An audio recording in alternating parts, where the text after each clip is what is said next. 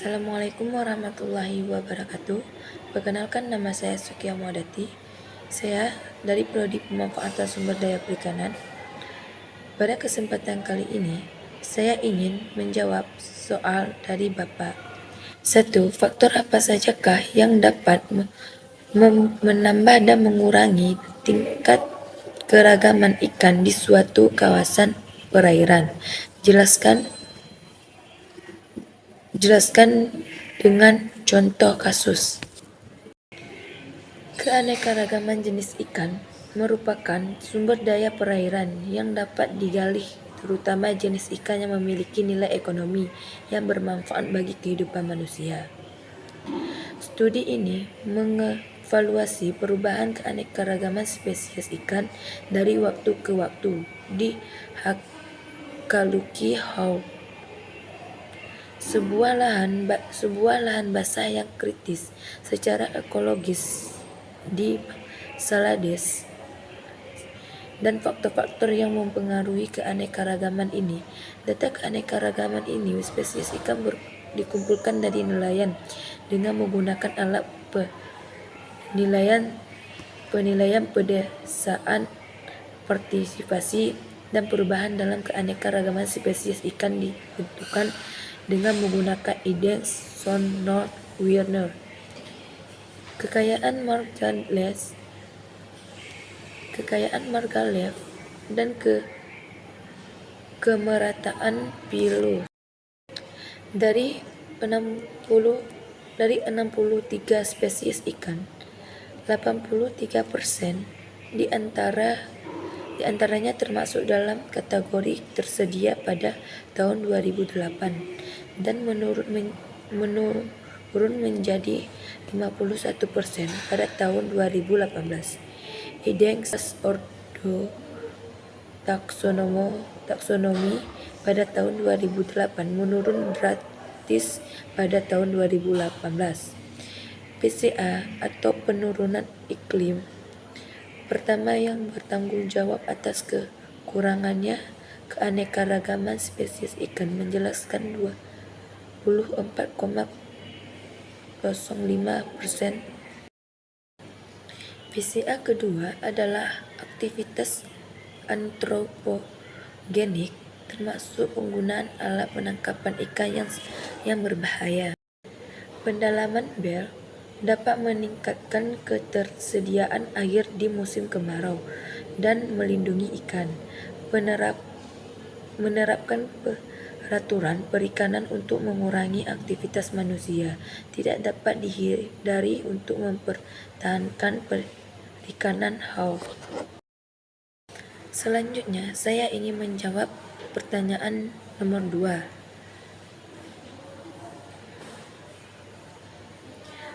Mungkinkah perubahan lingkungan mempengaruhi sifat genetik dari spesies ikan? Jelaskan disertai contoh kasus. Ikan coral Arctic atau Boreogadus aida adalah ikan pakan ternak yang paling melimpah di Samudra Arktik. Di sini kami meninjau habitat, distribusi, ekologi, dan fisiologi ikan kod Arktik untuk menilai bagaimana perubahan iklim dan penyebab stres antropogenik lainnya. Tinjauan ini adalah identifikasi kerentanan pada berbagai tahap kehidupan di seluruh wilayah distribusi ikan kod Arktik. Kami mengeksplorasi dampak pemicu stres lingkungan atau abiotik dan antropogenik terhadap ikan kod Arktik dengan perspektif regional dalam skenario hingga tahun 2050 dan mengidentifikasi kesenjangan pengetahuan yang membuat prediksi. Meningkatnya suhu udara, penurunan suhu laut, perubahan input air tawar, pengasaman Perubahan wilayah mangsa meningkatkan persaingan antar spesies. Predator baru dan polusi merupakan penyebab stres utama yang akan mempengaruhi populasi ikan kor Arctic. Dampak buruknya kemungkinan besar akan lebih besar terjadi di wilayah yang ditandai oleh adveksi perairan Atlantik dan Pasifik yang lebih hangat. Sekarang saya ingin menjawab pertanyaan nomor 3. Mungkinkah perubahan cara makan mempengaruhi struktur morfologi dari ikan? Jelaskan dengan contoh kasus.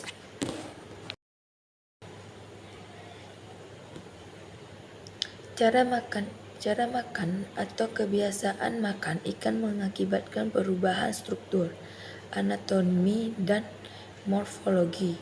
Pencernaan setiap spesies berbeda. Cara makan ikan digunakan untuk memaksimalkan setiap spesies ikan dalam memanfaatkan makanan alami seperti ikan karnivora, omnivora, dan herbivora. Ikan omnivora merupakan ikan yang bersifat generatif dalam memanfaatkan kelompok makanan yaitu tumbuhan dan hewani. Ciri morfologi ikan omnivora yaitu memiliki gigi bertipe filifor dan molarifor, tipis insang yang pendek, halus, dan jarang. Lambung ikan omnivora berbentuk sifon dengan rasio panjang usus ikan dan panjang tubuh 1-1,5. Ikan herbivora seperti Oncorhynchus filtalus umumnya memanfaatkan bahan-bahan nabati berupa alga, hifa, dan dedaunan. Ciri morfologi ikan herbivora adalah tidak memiliki gigi atau molarifor, lapis insangnya lamping memanjang, dan banyak lambung ikan herbivora memiliki lambung yang semu yang memanjang seperti usus. Selanjutnya, saya ingin menjawab pertanyaan yang terakhir. Unsur apa saja yang diperlukan dalam upaya domestika ikan? Domestika bertujuan untuk menjinakkan hewan yang hidup di alam bebas. Dalam hal ini, ikan gabus termasuk dalam kelompok hewan bebas yang dapat dijinakkan dan selanjutnya dapat dilakukan manipulasi terhadap ikan tersebut dikembangbiakkan. Domestikasi secara umum bertujuan untuk mengkaji kemungkinan berdirinya sebuah instalasi dokumentasi ikan, membuat rancangan teknik atau detail desain, kebutuhan tenaga. Menurut laporan tahunan FAO atau 2006, ada sekitar 336 organisme akuatik yang dipelihara yang berasal dari 115 famili. Domestikasi merupakan salah satu cara yang dilakukan sebagai upaya mengembangkan hewan, termasuk ikan yang biasa hidup liar atau tidak berkontrol, dapat dikontrol dengan baik. Domestikasi menjadi spesies liar menjadi spesies yang dapat dibudidayakan. Keberhasilan domestikasi suatu spesies ditentukan oleh faktor. Secara teknik, domestikasi yang dilakukan harus mempertimbangkan penempatan yang sesuai berdasarkan perencanaan domestikasi. 2006 ada sekitaran 336 organisme akuatik yang dipelihara yang berasal dari famili, namun Keberhasilan yang optimal dalam domestikasi hanya beberapa jenis saja seperti ikan mas, tilapia, trio, cutfish, salmon, mullet, dan beberapa jenis udang laut dan udang galah. Sekian jawaban dari saya. Jika ada yang salah, saya mohon maaf. Wassalamualaikum warahmatullahi wabarakatuh.